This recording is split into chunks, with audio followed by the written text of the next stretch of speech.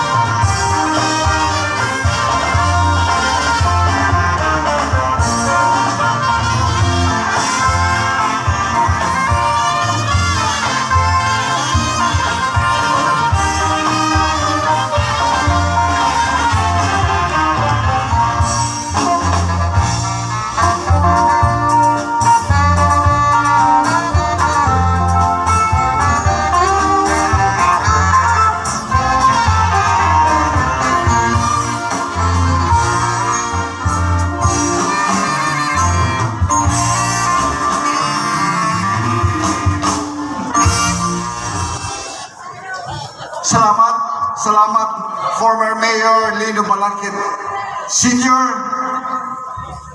Ngan saya na ato nagbabalik ang microphone kan Carlo ngan si Kathleen para sa naton search.